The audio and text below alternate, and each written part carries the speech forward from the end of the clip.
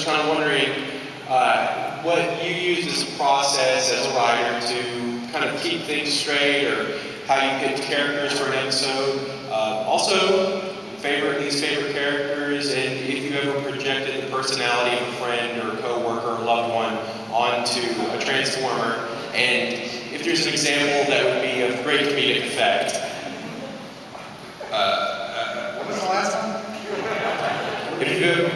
That was 105 characters the first season, right? By the third season, when we had 765. I got news for you. In the final three-parter, the Rebirth, there were 120 characters because the headmaster's heads become separate characters and their guns become separate characters. And that was just 3 episodes. 120 new characters. Yeah, we had Princess Sans, who had 5 different faces, and each one had a different person. Favorite character, least favorite character. How do we, all right, let's start with the beginning. How do we pick? Well, Hasbro pretty much, I remember, when we had the 65 order, or the rest of the 49 order, they had pretty much the rollout of toys they wanted to do. So they said these episodes would have you introduce these characters. So then we would create stories that would introduce those characters, basically. Right, for instance, in the Key to Vector Sigma, that was really about introducing the areas. I mean, Hasbro said, we got these aerial lots, and you can do a 2-parter. And oh, by the way, it also has to have this thing in it called Vector Sigma. And Bryce calls me up and says, there's these aerial lots, there's this Vector Sigma, and do a story. And I said, what's a Vector Sigma? And Bryce went, good question. He calls up Hasbro and goes, what's a Vector Sigma? And Hasbro says, oh, that's the giant supercomputer that gave all of the Transformers their personalities. To which Bryce then said, well, it must not work very well.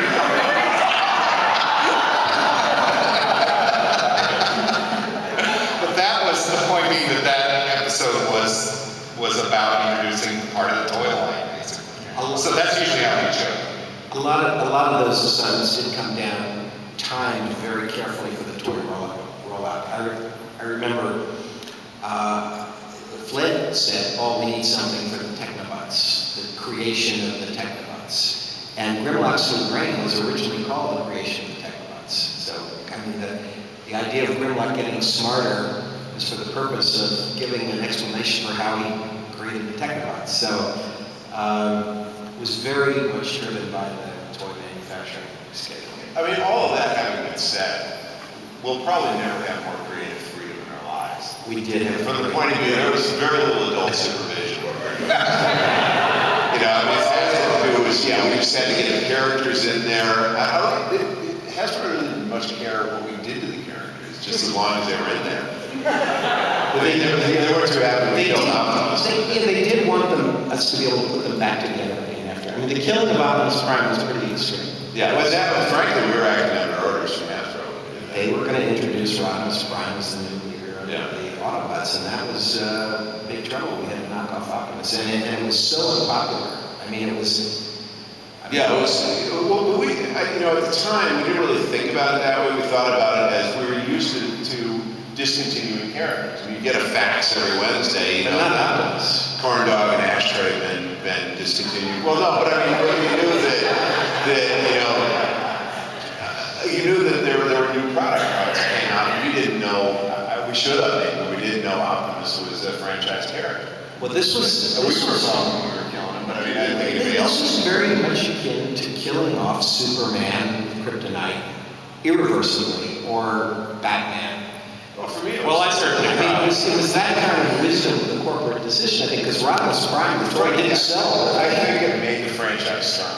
You think so? That's why it had a resonance later on, because it was the last time I saw it actually did something that surprised you. It was controversial, I guess. Well, we did have to bring him back to life. You did the return of Optimus Prime. Well, yeah, what happened, we didn't intend to bring him back to life. What happened was some kid locked himself, probably somebody in this audience, locked himself in a room for 2 weeks. Understood. And his parents, wouldn't come out, and his parents sent a letter to Hasbro. Hasbro was so mortified that they were all of a sudden very upset that Optimus had been killed in the movies, if like nobody noticed before that. But we're also in trouble, and so we had to bring him back. And what nobody had the heart to tell him was we had this whole episode in the pipeline, and we had which he comes back as a zombie and gets killed again, right?